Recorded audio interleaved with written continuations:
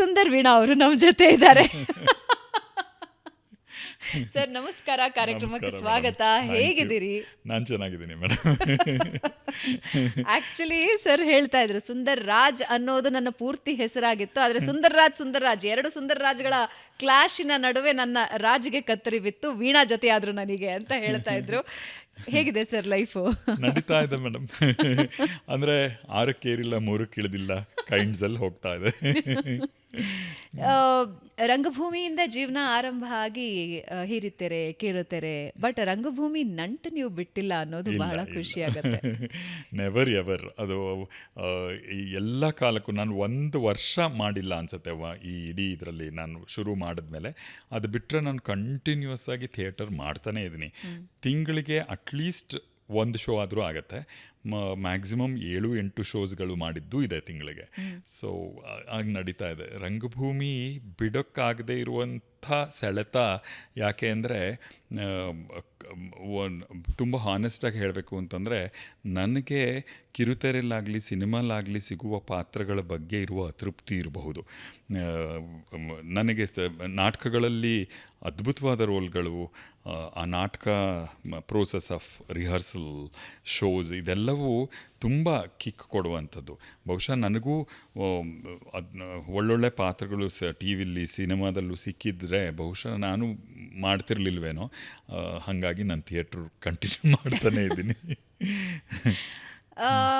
ಇಷ್ಟು ವರ್ಷದ ಜೀವನ, ರಂಗಭೂಮಿ, ಕಿರುತೆರೆ, ಹಿರಿತೆರೆ, ತೃಪ್ತಿ ಇದೆಯಾ? ಖಂಡಿತ ಇದೆ. ಎಸ್ಪೆಷಲಿ ಕಿರುತೆರೆ. ಯಾಕೆಂದರೆ ನಾವು ಶುರು ಮಾಡಿದ್ದು ಅಂದರೆ ಕಿರುತೆರೆಯ ಇಂಡಸ್ಟ್ರಿ ಅಂತ ಏನು ಇವಾಗ ಆಗಿದೆ, ಅದರ ಆರಂಭದ ಹೆಜ್ಜೆ ಅದು. ಮೆಗಾ ಸೀರಿಯಲ್ಸ್ ಇಂಟ್ರೊಡ್ಯೂಸ್ ಆದ ಕಾಲದಿಂದಲೂ ಇದ್ದೀವಿ ನಾವು.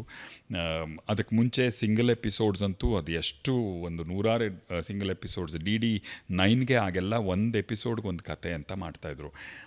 ಅದರಲ್ಲಿ TNS ಸರ್ ಸುಮಾರಷ್ಟು ಒಂದು 100 ಕಂತು ಮಾಡಿರ್ಬೋದೇನೋ. ನಾಗೇಂದ್ರ ಸರು, TNS ಸರು, NS ಶಂಕರ್ ಸರ್, ಇವ್ರುಗಳದ್ದೆಲ್ಲ ಒಂದೊಂದು ಎಪಿಸೋಡಿನ ಕತೆಗಳಲ್ಲಿ ಮಾಡ್ತಾಯಿದ್ವಿ. ಅದಾದಮೇಲೆ ಮೆಗಾ ಸೀರಿಯಲ್ ಶುರುವಾಯಿತು. ಅದು ಒಂದು ಇಂಡಸ್ಟ್ರಿನೇ ಆಗಿದೆ ಇವತ್ತು, ದೊಡ್ಡ ಬೃಹತ್ ಇಂಡಸ್ಟ್ರಿ ಆಗಿದೆ. ಸೊ ಆ ಆರಂಭಿಕ ಕಾಲದಲ್ಲೇ ನಾವು ಅಲ್ಲಿ ಇದ್ವಿ ಅನ್ನೋದು ಒಂದು ಬಹಳ ಖುಷಿಯಾದ ಸಂಗತಿ. ಮತ್ತು ಅಲ್ಲಿಂದಲೂ ಇಲ್ಲಿಯವರೆಗೂ ಟಿ ವಿನಲ್ಲೇ ನಂದು 35 ವರ್ಷ ಆಯಿತು. ಈ 35 ವರ್ಷಗಳಲ್ಲಿ ಬೇರೆ ಬೇರೆ ಬೇರೆ ಥರದ ಪಾತ್ರಗಳು ಮಾಡಿದ್ದೀನಿ ಅನ್ನೋ ಖುಷಿ ನನಗೆ. ಯಾಕಂದರೆ ಈ ಇಂಡಸ್ಟ್ರಿನಲ್ಲಿ ಸಿನಿಮಾದಲ್ಲೂ ಅಷ್ಟೇ ನಾವು ಒಂದು ಇಮೇಜ್ಗೆ ಸಿಕ್ಕಿ ಹಾಕೊಂಡ್ಬಿಡ್ತೀವಿ. ಅದು ಆಗದೆ ಬೇರೆ ಬೇರೆ ಬೇರೆ ಥರದ ಪಾತ್ರಗಳನ್ನು ನನಗೆ ಕೊಟ್ಟಿದ್ದಾರೆ ಅನ್ನೋದೇ ನನಗೆ ಬಹಳ ಖುಷಿ. ನಿಮ್ಮ ಈ ಮನೆಗೆ ಬಂದ ಟಿ ವಿ ಬಹಳ ಇಂಟ್ರೆಸ್ಟಿಂಗ್ ಕಥೆ ಇದೆ. ಸಿಂಗಾಪುರದ ಇಂಪೋರ್ಟೆಡ್ ಟಿ ವಿ. ಹೌದು, ನಿಮ್ಗೆ ಹಾಗೆಲ್ಲ ಒಂದು ದೊಡ್ಡ ವ್ಯಾಪಾರ ಅದು. ಯಾರೋ ಒಬ್ಬ ಮಾರ್ವಾಡಿ ಬಿಸ್ನೆಸ್ ಮೆನ್ನು ಎಲ್ಲರನ್ನು ಸಿಂಗಾಪುರಕ್ಕೆ ಕರ್ಕೊಂಡು ಹೋಗ್ತಿದ್ದ. ಅವ್ರ ಟಿಕೆಟ್ಟು, ಅವ್ರ ಸ್ಟೇ ಎಲ್ಲ ನೋಡ್ಕೊಳ್ತಿದ್ದ ಆತನೇ. ಅವ್ರ ಹೆಸರಲ್ಲಿ ಟಿ ವಿ ಆಗೆಲ್ಲ ತುಂಬ ರೇಷನ್ಡು, ಇಷ್ಟು ಒಬ್ಬರ ಹೆಸರಲ್ಲಿ ಇಷ್ಟು ಟಿ ವಿ, ಇಷ್ಟು ಇದು ಎಲ್ಲ ತರಬಹುದು ಅಂತ. ಸೊ ಆ ತರೋಕ್ಕೋಸ್ಕರ ಇವ್ರನ್ನ ಕರ್ಕೊಂಡು ಹೋಗೋದು, ಇವ್ರ ಹೆಸರಲ್ಲಿ ಏನೇನು ತರ್ತಾನೋ ಅದನ್ನೆಲ್ಲ ತಾನಿಟ್ಕೊಂಡು ಇವ್ರಿಗೊಂದು ಫ್ರೀ ಟೂರ್ ಥರ ಆಗ್ತಿತ್ತು ಅಂತ. ಅದರಲ್ಲಿ ಹೋಗಿದ್ದರು ನಮ್ಮ ಒಬ್ಬರು. ಅವರು ಟಿ ವಿ ತಂದಿದ್ದನ್ನು ನಮ್ಮ ಮನೆಗೆ ತೊಗೊಂಡ್ವಿ. Sony T V. That was first colour T V ನಮ್ಮ ಮನೆಗೆ. ಅದಕ್ಕೆ ಮುಂಚೆ ಬ್ಲ್ಯಾಕ್ ಆ್ಯಂಡ್ ವೈಟ್ ಇತ್ತು. ಸೊ ಆ colour T V, imported Sony T V ತೊಗೊಂಡ್ವಿ. ಅದ್ರ ಹಿಂದೆನೇ ನಮ್ಮ ಅತ್ತಿಗೆ, ಅವರು ತುಮಕೂರಿನವರು, ಸೊ ಅವ್ರ ಮನೆಗೆ ಟಿ ವಿ ತರಿಸಿದ್ರು. ಹೀಗೆ ಯಾರೋ ಹೋಗಿದ್ದವ್ರದ್ದು ತರಿಸಿದ್ರು. ಅದು ಇಟ್ಟು ನಮ್ಮ ಮನೇಲಿ 2 ಟಿ ವಿ ಒಂದೇ ದಿನ ಇತ್ತು. ಆ ಟಿ ವಿನಲ್ಲಿ ಅವತ್ತು ನವರಂಗದು ಸಾಂಗ್ ಬರ್ತಾಯಿತ್ತು, ಶಾಂತಾರಾಮ್ ಅವರ ನವರಂಗ್ ಸಾಂಗ್ ಬರ್ತಾಯಿತ್ತು. ನಮ್ಮ ಅಜ್ಜಿ, ನೋಡು ಅವ್ರ ಟಿ ವಿಲಿ ಎಷ್ಟು ಚೆನ್ನಾಗಿರೋದು ಬರುತ್ತೆ, ನಮ್ಮ ಟಿ ವಿಲಿ ಒಂದು ದಿವಸಕ್ಕೂ ಬಂದಿಲ್ಲ ಅಂತ ಹೊಟ್ಟೆ ಹೊರ್ಕೊಂಡು ಕೊಟ್ಟಿದ್ರು ಆ ಟಿ ವಿನ. ಇದೆಲ್ಲ ಯಾಕೆ ಟಿ ವಿ ಬಗ್ಗೆ ನೆನಪು ಮಾಡಿದೆ ಅಂತ ಹೇಳಿದ್ರೆ, ವಿಸ್ಮಯದಿಂದ ಟಿ ವಿಗಳನ್ನು ನಾವೆಲ್ಲರೂ ನೋಡ್ತಾ ಇದ್ವಿ. ಬ್ಲ್ಯಾಕ್ ಅಂಡ್ ವೈಟ್ ಇಂದ ಕಲರಿಗೆ ಬರೋದು, ಆ ಶಟರ್ ಹಿಂಗ್ ಹಾಕಿ ಹಿಂಗೆ ತೆಗಿಯೋದು. ಅಯ್ಯೋ ಅದ್ಯಾಕೆ ಹೇಳ್ತೀರಿ, ನಮ್ಮ ಮನೇಲಿ ಟಿವಿ ಇರಲಿಲ್ಲ. ನಾನೊಂದು ಸಿನಿಮಾ ಕೂಡ ಮಾಡಿದ್ದೀನಿ, ದೂರದರ್ಶನ ಅಂತ, ಅದ್ರಲ್ಲಿ ಮೇಜರ್ ರೋಲ್. ಆ ಸಿನಿಮಾ ಕತೆ ನಂಗೆ ಬಹಳ ಬೇಗ ಕನೆಕ್ಟ್ ಆಗೋಯ್ತು. ಯಾಕಂದರೆ ನಾವೆಲ್ಲ ಅದನ್ನೇ ಮಾಡಿದ್ದವರು. ನಮ್ಮ ರಸ್ತೆಯಲ್ಲಿ ಒಬ್ಬರ ಮನೇಲಿ ಟಿವಿ ಇತ್ತು, ಅವ್ರ ಮನೆಗೆ ನಾವೆಲ್ಲ ಹೋಗೋದು ಟಿವಿ ನೋಡೋಕ್ಕೆ. ಅವರು ಮಾತಾಡಬೇಡಿ ಕೂತ್ಕೊಳ್ಳಿ, ಅವ್ರು ಬೇಕಾದರೆ ಹೊರಕ್ಕಾಗಿ ಅವರು, ಇಲ್ಲದೇ ಇದ್ದರೆ ಬೇಡ ಹೋಗಿ ಅಂತ ಕಳಿಸ್ಬಿಡೋರು.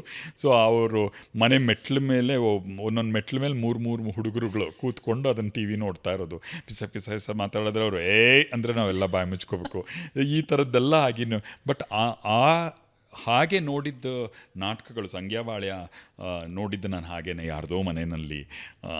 ಸೊ ಅದೆಲ್ಲವೂ ಬಹಳ ಪರಿಣಾಮ ಬೀರ್ತು ನನ್ನ ಮೇಲೆ. ಆದರೆ ಇವಾಗಿನ ಸಂದರ್ಭ ಹೇಗಿದೆ ನೋಡಿ, ನಿಮ್ಮನ್ನ ಎಲ್ಲರೂ ಟಿವಿಯಲ್ಲಿ ನೋಡ್ತಾ ಇರ್ತಾರೆ, ನಿಮ್ಮ ಸಿನಿಮಾಗಳನ್ನ ಟಿವಿಯಲ್ಲಿ ನೋಡ್ತಾ ಇರ್ತಾರೆ.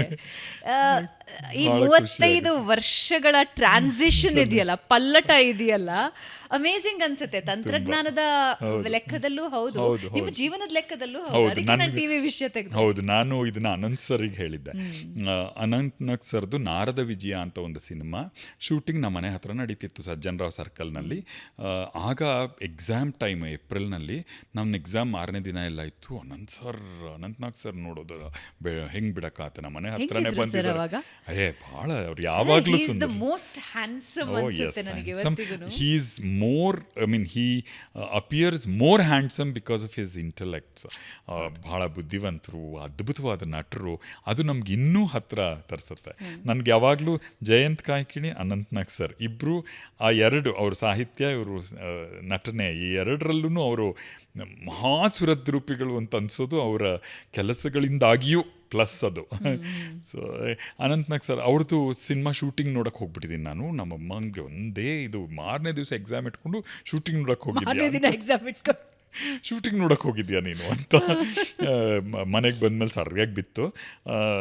ಬಟ್ ಅದೇ ಅನಂತ್ ನಾಗ್ ಸರ್ ಜೊತೆಗೆ ಮಗನಾಗಿ, ತಮ್ಮನಾಗಿ ಎಲ್ಲ ಆ್ಯಕ್ಟ್ ಮಾಡುವಾಗೆಲ್ಲ ನೆನೆಸ್ಕೊಂಡಿದ್ದೀನಿ ನಾನು ಇದನ್ನು. ನಾವು ಯಾರನ್ನ ತುಂಬ ಮೆಚ್ಕೊಂಡಿದ್ವಿ, ಯಾರನ್ನ ಒಂದು ಐಡಿಯಲ್ ಅಂತ ಇಟ್ಕೊಂಡಿದ್ವಿ, ಅವ್ರ ಜೊತೆಗೆ ನಾವು ಕೆಲಸ ಮಾಡೋ ಹಾಗೆ ಬೆಳೆದ್ಬಿಟ್ವಲ್ಲ ಅಂತ ಭಾಳ ಸಂಭ್ರಮ ಅನಿಸುತ್ತೆ.